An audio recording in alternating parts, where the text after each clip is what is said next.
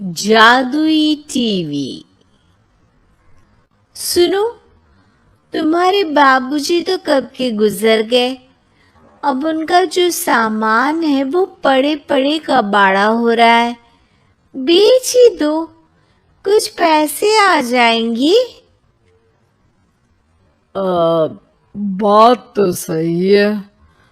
अगले संडे फुर्सत में यही करेंगे।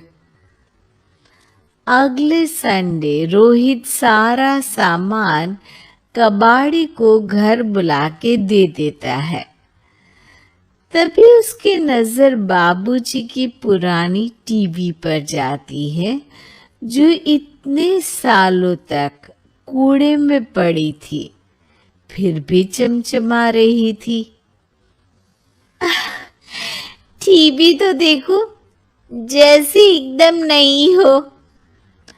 हाँ, बाबूजी को टीवी देखना बहुत पसंद था। उनका सपना था कि वो टीवी पे आए। एक बार मौका भी था जब वो अपने गांव के गाने सुनाने किसी चैनल पर जाने वाले थे, पर मैं और मेरा भाई लड़ पड़े और बाबूजी को घर पर ही रुकना पड़ा। चला के देखें क्या? हाँ हाँ, क्यों नहीं, देख लेते हैं। पर शायद ही चले। बाबूजी ने उस लड़ाई के दिन के बाद टीवी देखना ही छोड़ दिया था। टीवी चालू करने के लिए उसमें केबल वायर लगा दिया जाता है। एक न्यूज़ चैनल चालू हो जाती है। स्वर्ग की सीढ़ी के रास्ते हैं तीन, तीनों के तीन रास्ते हैं संगीन। पहला रास्ता है सांप की बीन, दूसरा रास्ता घर में बिछा कालीन, तीसरा रास्ता कलकत्ता से चीन। ये क्या बकवास खबर है, कुछ अच्छा लगा दो। अरे आप बोलो तो सही, कोई अच्छी खबर सुना देता हूँ। मेरा तो काम ही खबर देना है। अरे बाप रे, टीवी बात कर रही है। हाँ, ये न्यूज़ वाला मुझसे। हाँ हाँ, आपसे ही तो बात करूंगा ना, आपके घर में हूं तो। अरे ये सपना है क्या? तुम हमसे बात नहीं कर सकते?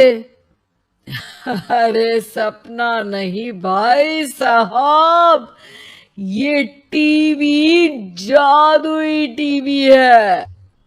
बोलो, क्या खबर सुननी है, वरना ब्रेक लेने का टाइम आ जाएगा।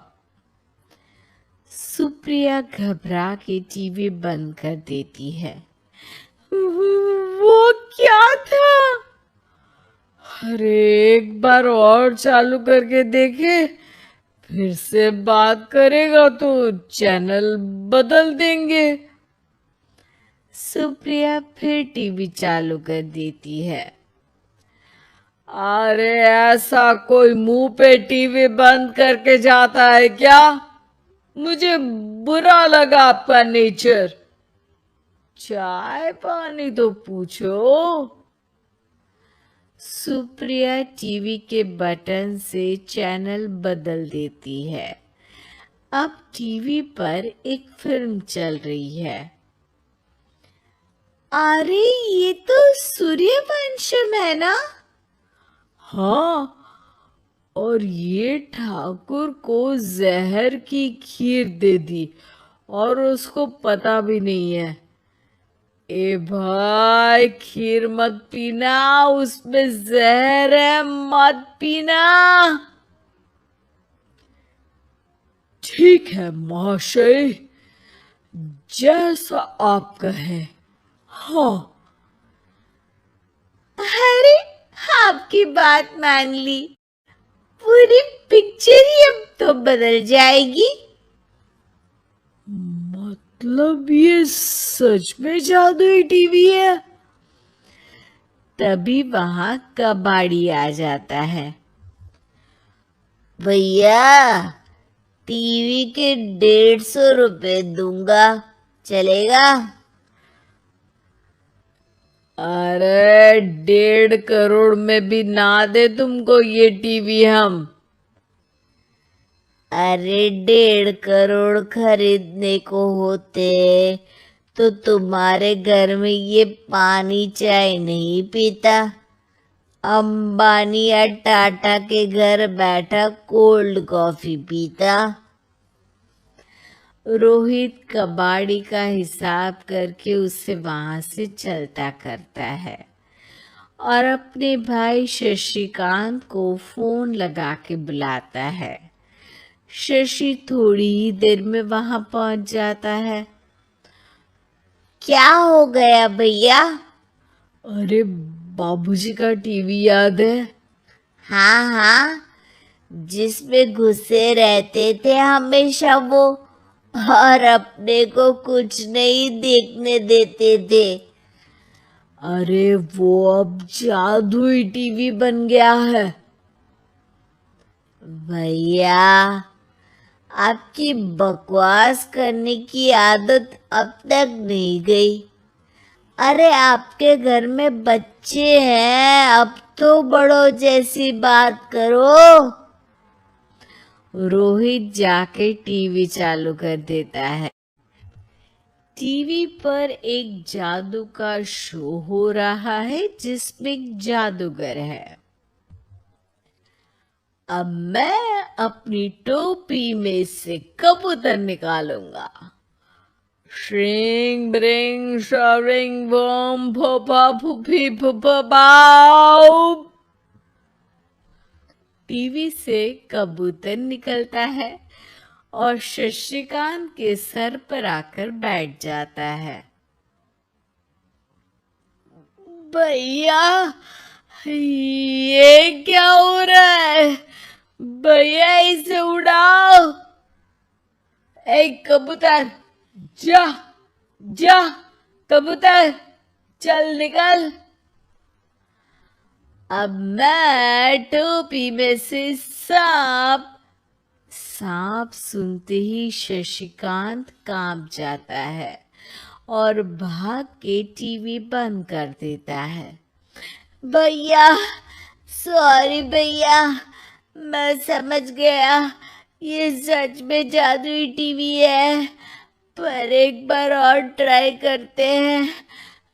पर भाभी, कोई दूसरा चैनल लगाओ जिसमें डर ना लगे। सुप्रिया टीवी चला देती है और न्यूज़ लगा देती है। अरे कितने दिनों बाद मुझे याद आया। बताइए क्या खबर सुनाओ। और ये नया आदमी कौन है? ये मेरा भाई है, शशिकांत।